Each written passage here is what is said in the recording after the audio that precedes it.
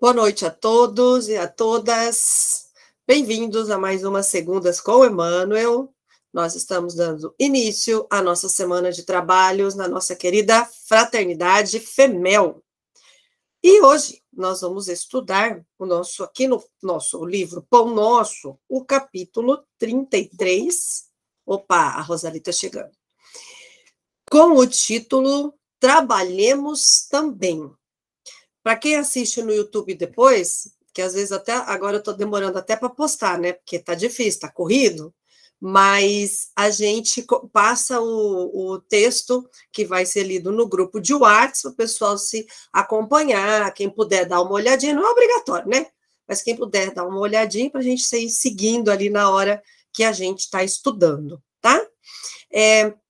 Para a gente dar início ao nosso estudo de hoje, que eu disse aqui de antemão para o pessoal, enquanto eu estava preparando ontem, eu achei a coisa mais linda, porque assim, quando eu leio para preparar, eu vou ler a Bíblia, da onde o Emmanuel retira o trecho, e você consegue perceber que tudo que ele fala na explicação tem tudo a ver com o trecho que ele retirou do Evangelho.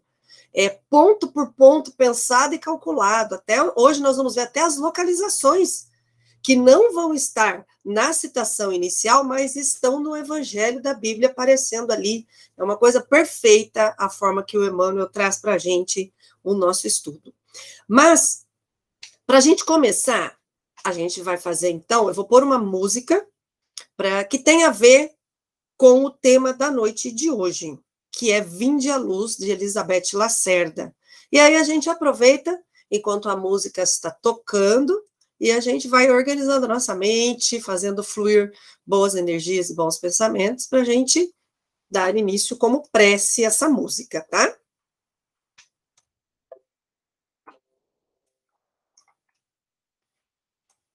Então vamos lá. Espera lá, vou fechar o meu áudio para não dar interferência.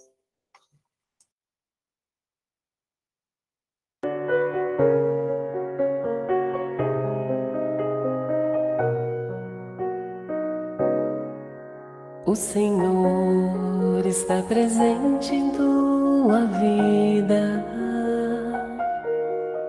Ele quer te revestir de esperança, lançar fora todo mal que te aprisiona e das trevas libertar teus pensamentos.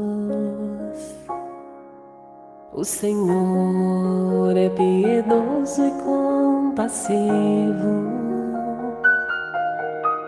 nos teus erros não te abandonará.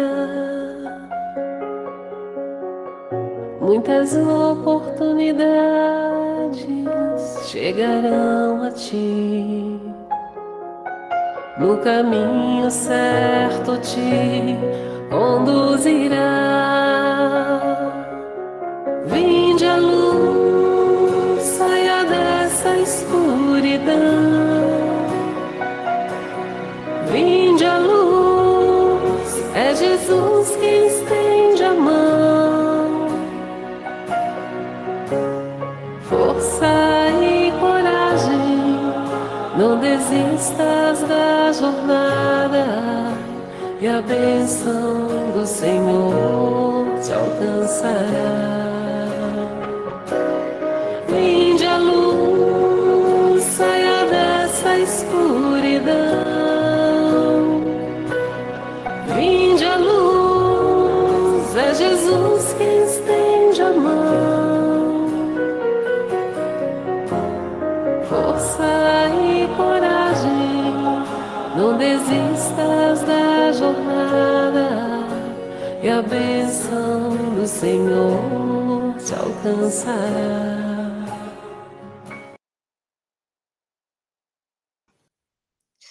Vou pausar aqui porque a música é longa, e esse início aí eu queria que servisse de prece para a gente, que é um convite, né? O convite que está sendo feito. Vinde à luz, saia dessa escuridão. O convite que Jesus nos faz para ter força e coragem, não desistir da nossa jornada, que as bênçãos do Senhor nos alcançarão. Essa parte principal da música, que é um convite de Jesus, nos chamando à luz, é um dos assuntos que nós vamos falar hoje. Nós vamos encerrar falando dessa luz, dessa iluminação. Então, vamos preparar aqui os nossos corações, os nossos espíritos, o nosso pensar, o nosso sentir, para uma belíssima aula de cristianismo dada por Emmanuel. Lindíssima aula de cristianismo nós teremos hoje com Emmanuel. E pretendemos hoje daqui, já que temos o convite de vinde à luz, sairmos iluminados. Será que a gente vai conseguir? Ai, tomara, porque é muito linda a nossa passagem da noite. Compartilhando aqui.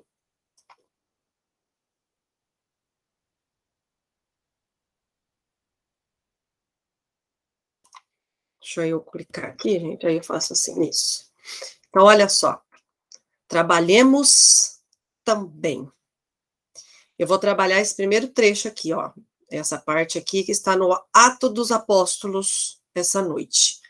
Eu não lembro de a gente ter feito leituras do Atos dos Apóstolos. A gente já fez de várias partes do Evangelho, mas do Atos eu acho que eu não estou lembrando, a não ser que for só lá no comecinho, né? Faz também 33 aulas, né? E dizendo, varões, por que fazeis essas coisas? Nós também somos homens como vós, sujeitos às mesmas paixões. Atos 14, 15. Se a gente pegasse a proposta de só ler a página do jeito que ela está aqui, eu acho que perderia a profundidade da proposta de Emmanuel, vocês vão entender comigo.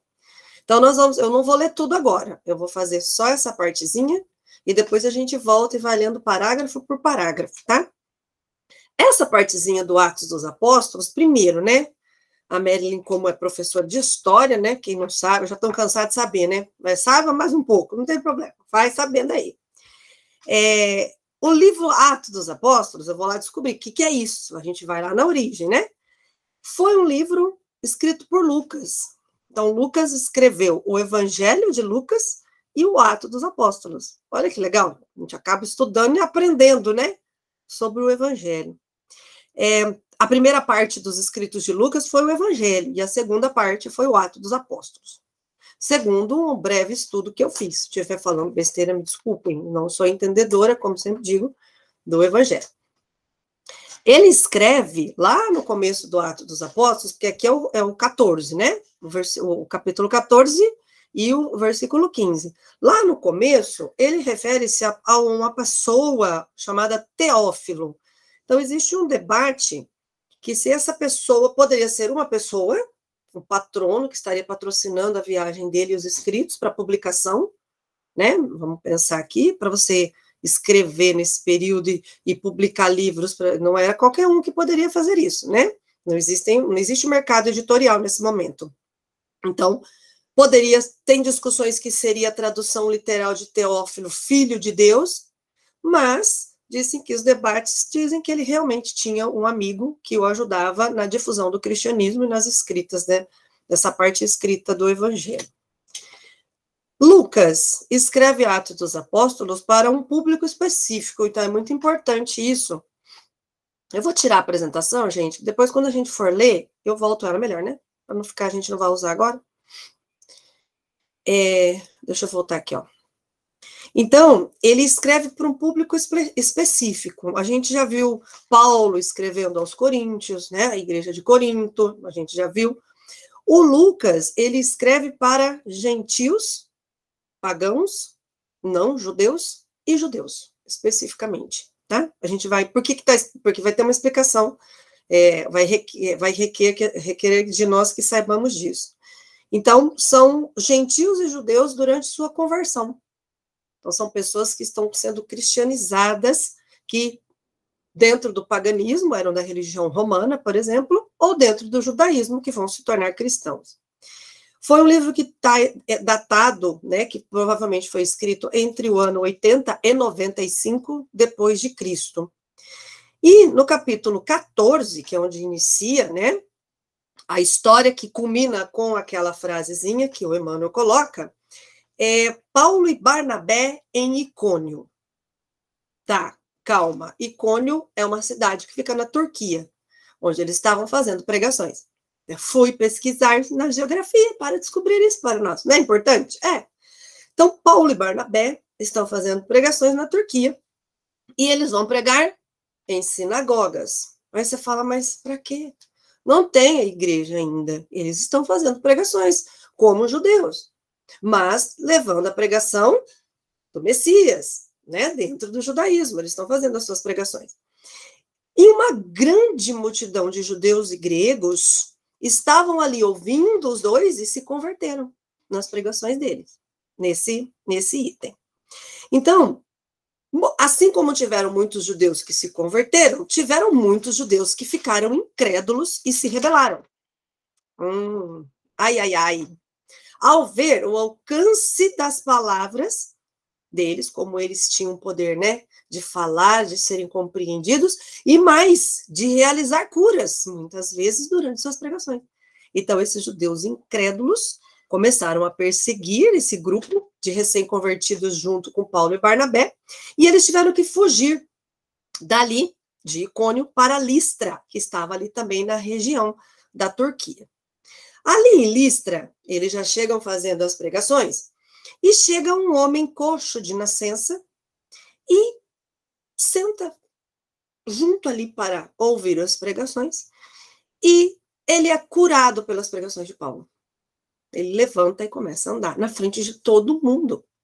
Então, aquela cura, pela fé daquele homem, levanta uma multidão que começa a gritar: deuses em figuras de homens baixaram entre nós. Que deuses? Nós estamos falando dos deuses de, né, nosso Pai, Cristo? Não, os deuses romanos. Eles eram pagãos vendo uma cura. Então eles falaram, nossa, Paulo e Barnabé são deuses romanos, estão fazendo curas. E o que é que vão começar a chamar? Chamavam Barnabé de Zeus e chamavam Paulo de Hermes, que são deuses romanos, né? Deuses gregos romanos, né? Que eram os mesmos, só mudavam os nomes. Zeus e Hermes são nomes de deuses gregos. Então, um sacerdote de Zeus, ouvindo que Zeus estaria ali curando, o que ele faz? Ele traz animais para sacrifício. Ele traz vários touros para fazer sacrifício para Zeus. Imagina o fuá que não virou, gente. 2 cristãos fazendo pregações, realizando cura, começam a falar que eles são deuses de outra religião e chega um sacerdote trazendo animais para o sacrifício.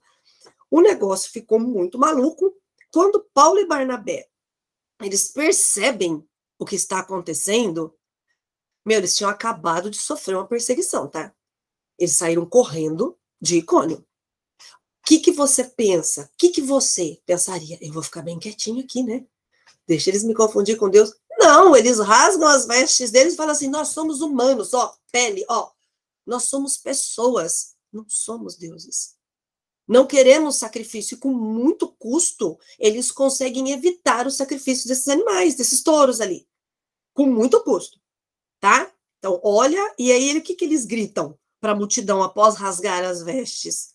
Eles gritam exatamente a frase que o Emmanuel nos coloca, né? Ele vai dizer assim, dizendo, varões, por que fazeis essas coisas? Nós também somos homens como vós, sujeitos às mesmas paixões, ou seja, eles estavam gritando a humanidade deles para os outros, e os outros transformando eles em deuses. Olha que loucura! Então, o que vai acontecer? Eles vão evitar o sacrifício dos animais, só que eles vão ser apedrejados. Então, como é que termina essa citação? Termina com Paulo sendo apedrejado, arrastado para fora da cidade.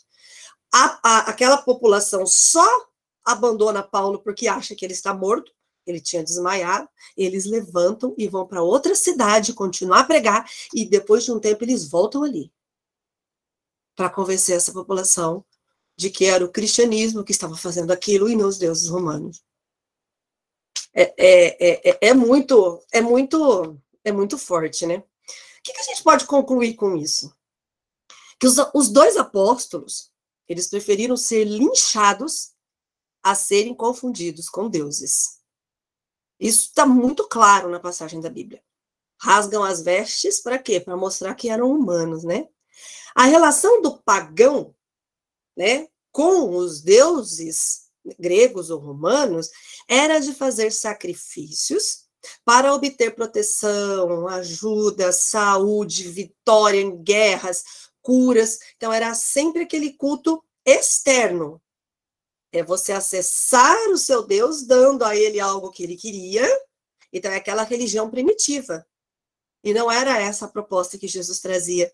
Não havia a presença da mudança individual de pensamento e conduta, como na cura do coxo ali ocorrida, antes da balbúrdia acontecer. Então, aquele coxo ele foi tomado pelas palavras de Paulo, que olhou para ele percebendo sua fé, a vontade de se curar, o ato interior de busca, só a situação daquele coxo estar ali, de não conseguir andar. Ele se arrasta para ouvir as palavras do Cristo. Aquele sacrifício individual é o que leva à cura, e não fazer oferendas, não era essa a intenção. Então, a ação dos apóstolos levava os convertidos que os seguiam, que já vinham de Listra, a compreender que o cristianismo a ser vivido estava no interior de cada um, excluindo cultos exteriores de sacrifícios. É a essa conclusão que a gente pode chegar, tá? E a gente só conclui porque a gente leu todo o trecho, não só aquela frase, né? Agora nós vamos para Emmanuel. Vou voltar aqui nossa janelinha aqui. Ó.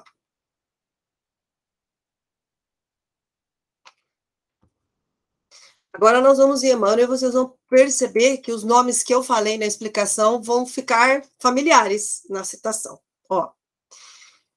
Vou fazer a leitura primeiro, depois a gente vem parágrafo por parágrafo. O grito de Paulo e Barnabé ainda repercute entre os aprendizes fiéis.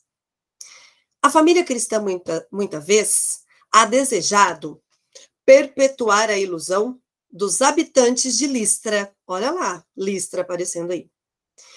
Os missionários da revelação não possuem privilégios ante o espírito de testemunho pessoal no serviço. As realizações que poderíamos apontar por graça ou prerrogativa especial nada mais exprimem senão o profundo esforço deles mesmos no sentido de aprender e aplicar com Jesus. O Cristo não fundou com sua doutrina um sistema de deuses e devotos, separados entre si. Ele criou um vigoroso organismo de transformação espiritual para o bem supremo, destinado a todos os corações sedentos de luz, amor e verdade. No Evangelho, vemos Madalena arrastando dolorosos enganos, Paulo perseguindo ideais salvadores, Pedro negando o divino amigo, Marcos em luta com suas próprias hesitações. Entretanto, ainda aí, contemplamos a filha de Magdala renovada no caminho redentor. O grande perseguidor convertido em arauto da boa nova. O discípulo frágil conduzido à glória espiritual. E o companheiro vacilante transformado em evangelista da humanidade inteira. O cristianismo é a fonte bendita de restauração da alma para Deus. O mal de muitos aprendizes procede da idolatria que se entregam em derredor dos valorosos expoentes da fé viva, que aceitam no sacrifício a verdadeira fórmula de elevação. Imaginam-nos em tronos de fantasia e rojam-se-lhe aos pés, sentindo-se confundidos, inaptos e miseráveis, esquecendo que o Pai concede a todos os filhos as energias necessárias à vitória. Naturalmente, todos devemos amor e respeito aos grandes vultos do caminho cristão. Todavia, por isso mesmo, não podemos olvidar que Paulo e Pedro, como tantos outros, saíram das fraquezas humanas para os dons celestiais, e que o planeta terreno é uma escola de iluminação, poder e triunfo, sempre que buscamos entender-lhe a grandiosa missão. Vamos lá para Emmanuel. Notaram lista aparecendo aí? Então, ó, primeiro parágrafo, ele diz assim: o grito de Paulo e Barnabé ainda repercute entre os aprendizes cristãos, né? Qual é o grito? O grito da frase: varões, o que fazem? Para que encará-los? Somos humanos, temos paixões como vocês. E aí o segundo parágrafo vem assim: a família cristã deseja, às vezes, repetir a ilusão dos habitantes de Listra. Mas vamos relembrar qual era a ilusão dos habitantes de Listra? Eles queriam crer, ver deuses entre os homens, para que pudessem fazer seus pedidos por meio de sacrifícios de animais. Quantas vezes não fazemos isso? Nós, espíritas, olhamos para Chico Xavier, para Emmanuel, Allan Kardec, e ficamos pedindo coisas como se eles fossem nos ceder, né? Então, não é essa a ideia. Não é para fazer isso, entende? Então, assim, é isso que ele está dizendo. É muito cômoda essa situação. Eu desejo algo, peço, sacrifico algo externo a mim para receber. Culpo os deuses por não me atenderem. Não é? Nem julgo meus pedidos. Se são morais, têm bom senso, se tem amor ao próximo, eu terceirizo minha mudança. Não é? Eu colocando no meu sacrifício e nos deuses a minha responsabilidade. É isso que ele está dizendo. Que a família cristã, muitas vezes, tem feito isso. Né? Então, ele está criticando. Nós, cristãos. Ele não está dando nome ao cristão, tá? E espírita é cristão. Nós não vamos falar dos outros, nós vamos falar de nós. Ah, mas o católico. Ah, mas o evangélico. Não, aqui é um curso de estudo espírita. Nós olhamos para nós, né? Terceiro parágrafo. Os missionários da revelação não possuem privilégios. Então, Paulo e Barnabé estavam lá, eles não eram privilegiados. Eles estavam dando testemunho pessoal no serviço deles. Eles não são vistos como melhores perante a espiritualidade ou protegidos pela divindade superior. Eles não são mais protegidos ou menos que os outros. O que poderíamos apontar como graça ou algo especial deles são frutos do esforço de cada um e não de proteção de Deus. Eles se esforçaram para alcançar isso. Olha o que o Emmanuel está colocando, né? Depois, o quarto parágrafo, ele vem dizer de novo a briga ali com a questão dos deuses, né? Cristo não criou um sistema de deuses e devotos para você fazer sacrifícios e não se mudar. Ele criou, olha o que ele usa, a palavra, um organismo. O que é um organismo? É um conjunto de órgãos. Um conjunto de órgãos que funcionam para o desempenho harmônico de um todo. Um depende do outro. Olha que diferente. Então, ele criou um organismo de transformação espiritual para o bem supremo. Esse é o cristianismo. Nós somos partes de um todo que deve funcionar de forma harmônica, conduzido pelo bem supremo. Eu disse que teríamos aula de cristianismo, né? A gente não consegue nem entender. Muitas vezes a gente entende teoricamente, tenta pensar na prática e fica até assim, ele está falando lá no ano 80, né? Depois de Cristo, e a gente ainda não conseguiu entender em 2022, muitas vezes. Então, esses organismos, esses órgãos que compõem esse organismo, elas são peças, são partes que compõem um todo harmônico, que ruma para a evolução de cada órgão, que somos nós, né? A evolução individual, coletiva e planetária. Tudo ruma para o bem supremo, tudo evolui. O planeta Terra é um desses órgãos que compõem o universo. Para e pensa, nós somos órgãos do planeta Terra, e a Terra são órgãos, outra parte dos órgãos que compõem os outros planetas que compõem o universo.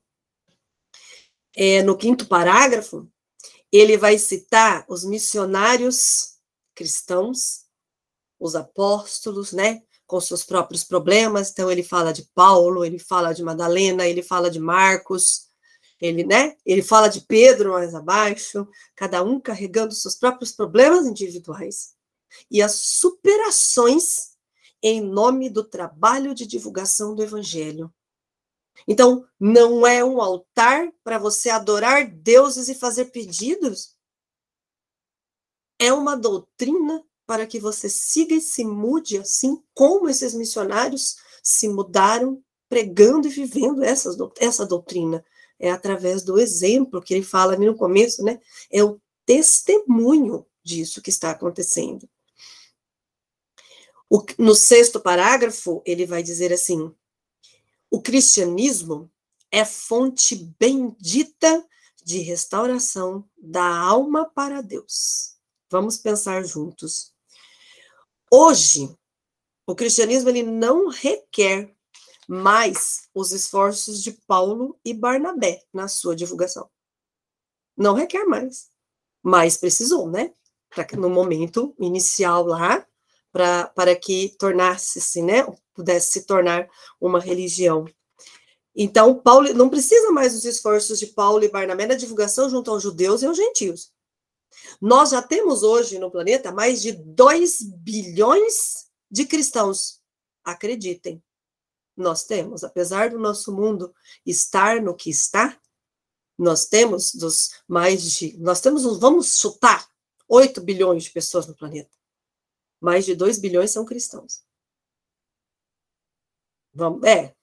Vou pausar para você pensar. Que precisam, esses cristãos, eles precisam cristianizar o terreno dos seus corações. O cristianismo hoje não precisa ser espalhado para os 8 bilhões de pessoas no planeta. Porque se esses 2 bilhões já estivessem praticando o cristianismo, o mundo já estaria bem melhor. O que nós precisamos, enquanto cristãos, é cristianizar o terreno de nossos corações, dos nossos espíritos, entendendo que ser cristão é viver em constante transformação interior, em busca de praticar o bem, de praticar a misericórdia. O que caracteriza um cristão é a misericórdia. E o que falamos há 2 encontros atrás, a caridade desinteressada. Esse é o terreno do cristianismo que nós temos que arar dentro de nós. Não nos cabe mais converter ninguém, mas isso já é uma interpretação minha, né? Pode ser que vocês duvidem, mas cabe-nos, então, reapresentar Cristo aos cristãos. Porque ainda tem cristão fazendo oferenda para Cristo. Ainda tem cristão fazendo culto exterior a Cristo. Ainda tem espírita indo na palestra, não vai pensar lá no católico. Ainda tem espírita indo na palestra falando, ai, minha parte está feita, fui lá na palestra, tomei o meu passe. E achou que o cristianismo já deu, já tá bom, o cristianismo já tá ali. Olha só.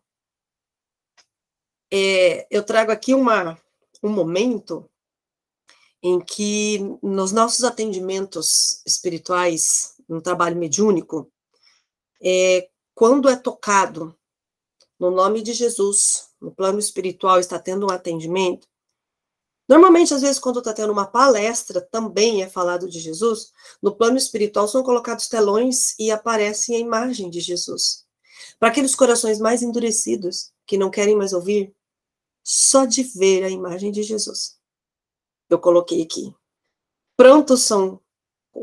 Prantos contidos se explodem e curas milagrosas ocorrem. A simples presença da imagem ou o nome de Jesus. Imagina a presença verdadeira desse homem, desse ser, desse protetor planetário, o que ele não causa, né? Então, assim, o cristianismo já alcançou quantas pessoas ele tinha que alcançar. Agora é a profundidade dentro de cada pessoa, é a raiz que ele tem que entrar e não sair, tá? No 7º parágrafo, ele vai dizer assim: o mal de muitos aprendizes, a idolatria de crer no sacrifício como a fórmula de elevação. Agora ele vai virar e falar assim: bom, vocês já entenderam no 7º parágrafo, cristão, que é para você olhar para você, né? Tá, mas tem uma coisa, não é para você viver sofrendo.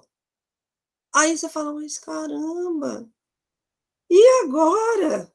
Não é para você se colocar como um miserável, sofredor sem capacidade, escória do mundo. Ah, eu vou sofrer aqui porque um dia eu vou ter a recompensa na minha vida, né? A gente conhece cristão assim, né? Na verdade, não é essa a ideia que Jesus quis passar para a gente. Ele diz assim, ó, como viver assim, sentindo às vezes pena de si mesmo, se vendo como um grande sofredor, carregador de todo o peso do mundo nas costas, quando o Pai concede a todos os filhos as energias necessárias à vitória. Em nenhum momento Cristo quer nos ver rebaixados, sofrendo, pagando, né? A gente tem essa história no Espiritismo, não tem? Aqui se faz, aqui se paga. Parece que a gente joga uma praga na gente mesmo, né? Não parece? Não é isso. É assim, que bom que aqui se faz, aqui se paga. Quer dizer que se paga e se cresce. Olha o jeito que olha. Olha o olhar que a gente tem para os erros que a gente comete. Porque esse é o olhar que Deus nos deu. Filho, você errou, volta lá e conserta. Aí você vem, eu errei, e fica pondo a faca na ferida e cutucando a ferida, eu estou sofrendo. Não é para você sofrer. É para você crescer. Esse é o caminho. Então, Deus, ele capacita a todos com forças para o seu próprio crescimento. Basta que aprendamos a encontrar essa força. Força e coragem, como que era a música? Não desista da jornada, que as bênçãos do Senhor te alcançarão. A música foi colocada por um motivo. A sua força para continuar e não se entregar ao sofrimento, ela pode estar na tua fé. Ela pode estar no conhecimento que o Espiritismo pode te trazer. O entender o porquê você está sofrendo, sem se rebaixar. Quando você entende, o fardo fica mais leve. Para a gente poder acender esta luz que existe em cada um de nós. É o nosso espírito, essa luz. É essa centelha divina. Esse pedaço de Deus que está dentro de nós, desse organismo que nós compomos, né? E no último parágrafo, tem várias ideias, né? Mas eu vou concluir para deixar aberto para vocês. Ele diz assim que Paulo e Pedro, eles merecem respeitos, assim como todos os vultos cristãos, porque eles sofreram, né, na pele. Gente, imagina Paulo e Barnabé, eles estão pregando, eles fogem, depois eles são apedrejados, eles vão para outra cidade e eles voltam de novo no lugar que eles foram apedrejados. Por quê? Porque eles querem ter a certeza da divulgação. Nós não temos mais que passar por isso. Nós não podemos deixar de reconhecer o papel desses vultos cristãos, né? Mas, então assim, nós temos que reconhecer o respeito e entender que estas pessoas saíram de fraquezas humanas para dons celestiais. Eles encontraram a luz que Cristo colocou em cada um de nós, o nosso espírito. O nosso espírito é a luz. E o nosso planeta Terra é a escola de iluminação. Então, falamos aqui, nessa aula, com Emmanuel, sobre... É uma aula ou não é de cristianismo, gente? É uma aula de cristianismo. Então, trabalhemos também para reapresentar Cristo a nós mesmos, né? Tá à vontade, gente. Vou tirar a apresentação. Alguém quer ressaltar alguma parte aqui do texto, onde que eu tire? Fica à vontade. Aberto.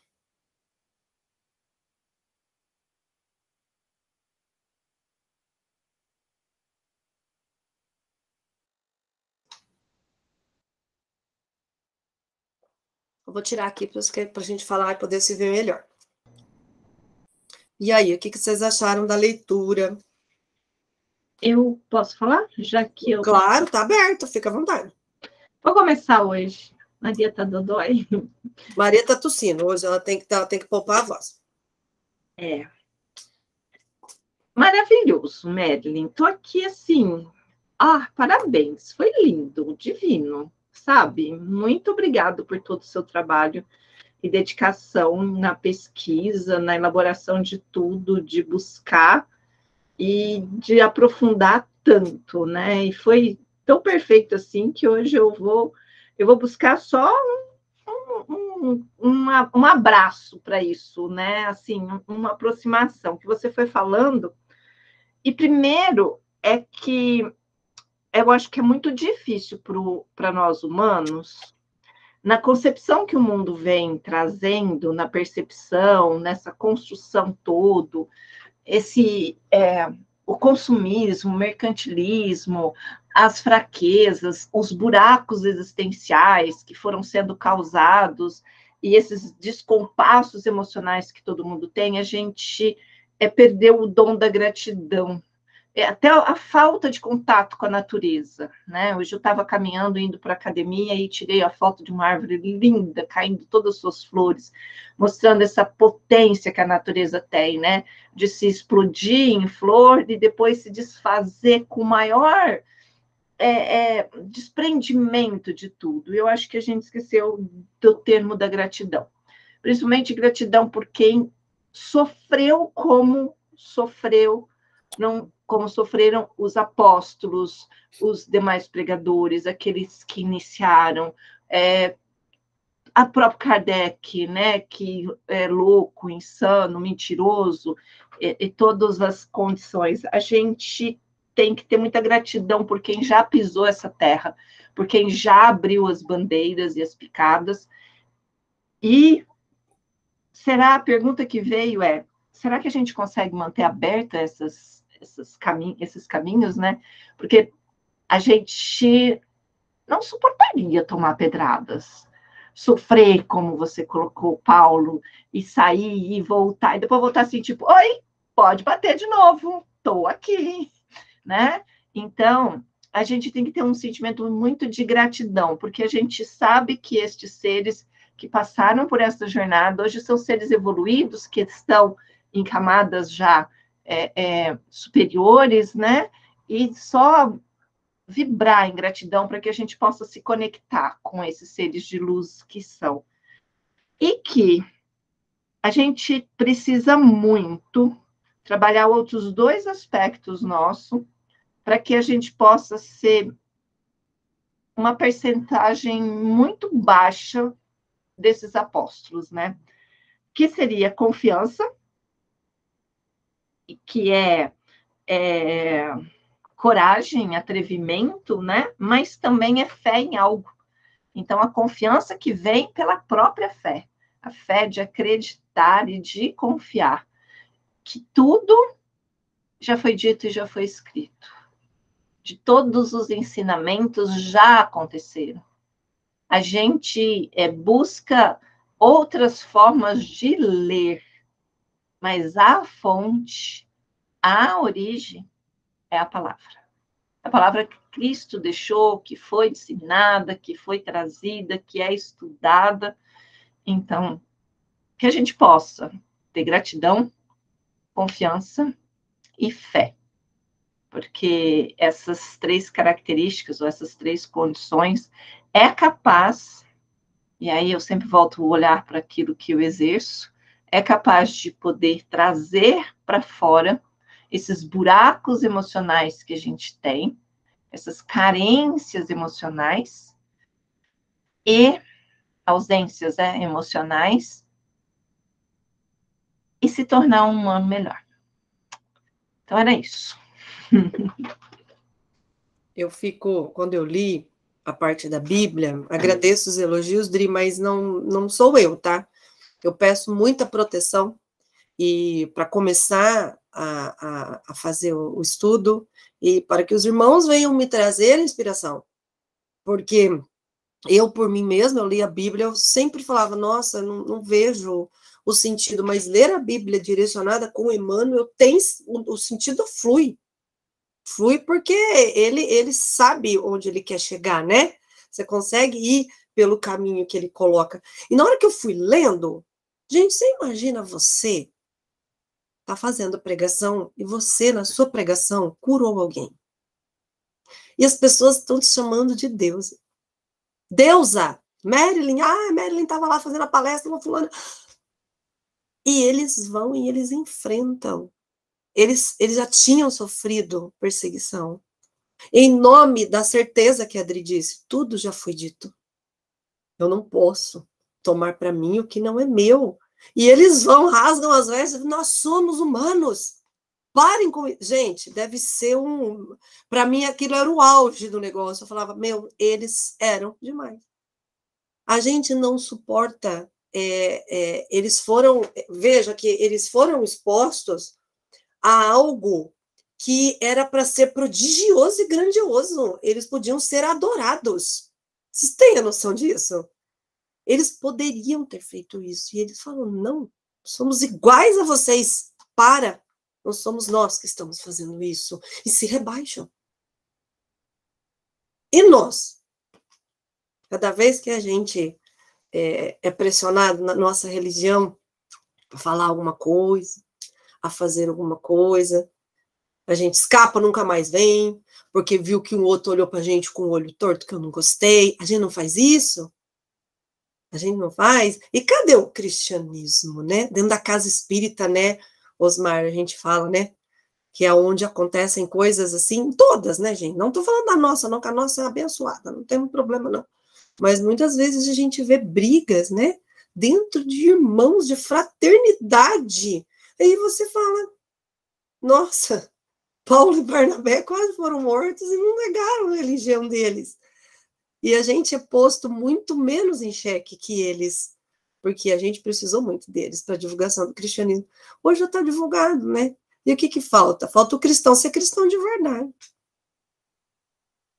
Mas alguém quer fazer algum comentário? Você falou uma coisa interessante. Paulo e Barnabé rasgaram suas roupas, enfrentaram tudo para não serem, para que não pudesse ser colocado nele algo que não era dele, algo que era muito maior, defendendo não só um pensamento, uma vontade, mas buscando dizer, gente, acordem, né? E hoje a gente faz birrinha, né? Olha, se fulano vai, não vou. Se ela me olha, eu não tô. Se fez, eu não cumprimento. Perdão não existe. Tá tudo bem, vamos lá, né? Assim... e hoje, cada dia que passa, mais jovem fica quando você diz, não, você não vai comer doce antes da refeição. Isso é o caos. Imagina você defender uma ideia e ser apedrejado. O nível que a gente tem, né? Não tem, a gente não tem o nível que a gente não tem, né? O quanto que a gente está perdendo de vigor dentro da própria humanidade, né? Exato. Pobre Darwin.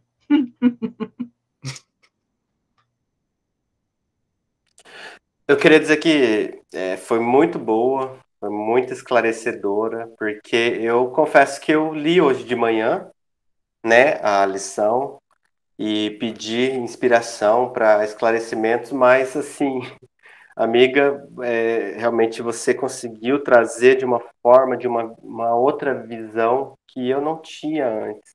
Eu, igual a você, né, eu não tenho também eu vou falar por mim, né? Eu não tenho tanto conhecimento do Evangelho, da Bíblia, quanto os demais amigos, né, podem ter. E tem sido um pouco difícil para mim conseguir entender essas citações de Emmanuel, né? Eu sempre tento, às vezes, quando é algo muito complicado, eu tento procurar, né? Eu tentei procurar algo hoje, mas assim, eu sei que você não gosta de agradecimentos, mas a sua aula foi assim espetacular. E a visão que você deu foi, assim, surpreendente, né? E que o meu entendimento no momento, né?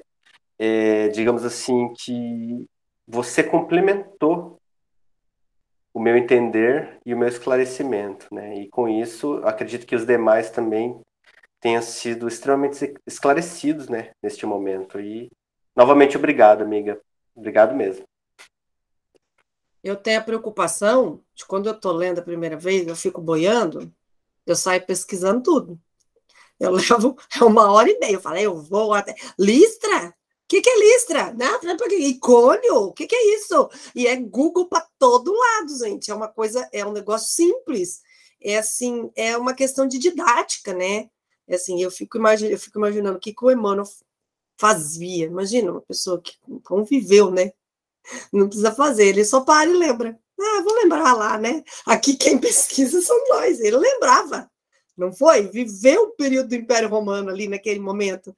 Então, você pegar a palavra, entender a palavra. Então, na hora que eu vi a leitura do Evangelho e eu fui para a leitura do Emmanuel, eu falei, gente, caramba, dessa vez ele se aprofundou mesmo ali no tema. Então, essa leitura que a gente faz superficial, ela não atinge o que o Emmanuel nos propõe. Claro que você pode ler do jeito que você quiser, imagina, a vida é tua, você faz o que você quer, mas o aprofundamento chega mais quando você vai na fonte que ele bebeu, né, para poder entender a profundidade de cada parágrafo. E isso é óbvio que se a gente tivesse mais tempo, mais disponibilidade, esses parágrafos poderiam se desdobrar em palestras, né? Tem parágrafo ali para falar de Madalena, para falar de Pedro, para falar de Paulo, imagina, é uma palestra cada nome do cristianismo que foi dado, né? Mais alguém quer colocar alguma questão? Menina, vou brincar agora. Pode. Você falou que você estava procurando no Google, tá? E Emmanuel já. É que eu tenho uma imaginação que ela é assim, puff, né? Você Igual a fala minha. coisa, eu vou criando na mente, eu vejo até a imagem. Aí eu vejo lá a Mary no Google, o que é Listra? Como é Listra? Onde apareceu Listra? Não sei o que é Listra. Emmanuel senta na pedra e diz assim, eu me lembro que lá, quando foi Paulo e Barnabé, aquele sofrimento, escreve tudo bonitinho. E eu lá, Google, Listra, e o Google falando para mim, ué, a gente tem que correr atrás do prejuízo, na verdade, de algum jeito, tem que correr atrás. Mas é que assim, o humor ajuda, né? Então vamos embora dar um pouco eu adoro, mas de graça. Quem dirá nós saibamos o que estávamos fazendo nessa época, enquanto então, encarnados ou desencarnados, né? Eu tenho até medo de ser o que não jogou pedra, tá? Eu acho que eu joguei, mas tudo bem, eu devia estar lá. Você colocou esse ponto aqui, mas eu já estou assim, tipo, estava por ali, fazendo umas coisas meio erradinhas. Na verdade, a gente quer esquecer. Né? Vamos deixar para lá, vamos tentar fazer o melhor, né? Ser cristão. E com relação a um parágrafo, a frase ali, uma frase, né? Os dois, o grito de Paulo e Barnabé, a família cristã muitas vezes ha desejado perpetuar a ilusão dos habitantes de Listra. Pronto, discorre. 1h30 para falar sobre isso. Cada frase aqui dá para fazer um aprofundamento muito, muito lindo. Mas, de novo, parabéns, Melanie. Maravilhoso, maravilhoso. Se você foi inspirada, você captou, então parabéns. Obrigada. Vocês são suspeitos para falar. Não vale. Já viram família isso aqui, né? Podemos encerrar, então, queridos e queridas? Então, para o nosso encerramento, eu vou chamar o nosso querido irmão Everton para fazer a nossa prece final. Então, boa noite a todos. Convido imensamente a que todos fechem os nossos olhos. Elevamos o nosso pensamento a Deus, nosso Pai Supremo, nosso Pai Universal. Pensamos também em Jesus, nosso Mestre, nosso guia e modelo, a nossa luz, o nosso amor, a nossa vitória. Pedimos imensamente para que Ele nos inspire todos os dias de nossas vidas, para que possamos ser parte de sua luz misericordiosa, para que possamos ser sempre fraternos, humildes, com pensamento elevado, com amor caridoso. Pedimos também imensamente aos benfeitores espirituais amigos que nos ajude com pensamentos, com intuições, com sentimentos elevados. Pedimos a espiritualidade que ajude todos os nossos irmãos encarnados e desencarnados, esses irmãos sofredores, angustiados, depressivos, que eles possam também receber a sua santa misericórdia e que esses corações sedentos de sua luz e amor possam ser agraciados. Jesus, muito obrigado por mais uma oportunidade que estamos tendo com o conhecimento da verdade, com a doutrina espírita. Obrigado imensamente por mais essa oportunidade na reencarnação em que você nos concedeu. Se conosco hoje e sempre, Mestre amado e querido, que assim seja. Obrigado, querido irmão Everton, pelas lindas palavras da noite para o nosso encerramento. Nós vamos encerrar aqui. Eu desejo que todos sonhem com Jesus, que essa luz divina possa nos ajudar a reacender dentro de nós as nossas luzes individuais. E a gente se vê novamente na próxima segunda-feira, nesse mesmo horário, às 8 horas, com mais umas Segundas com Emmanuel. Obrigada a todos. Fiquem com Deus.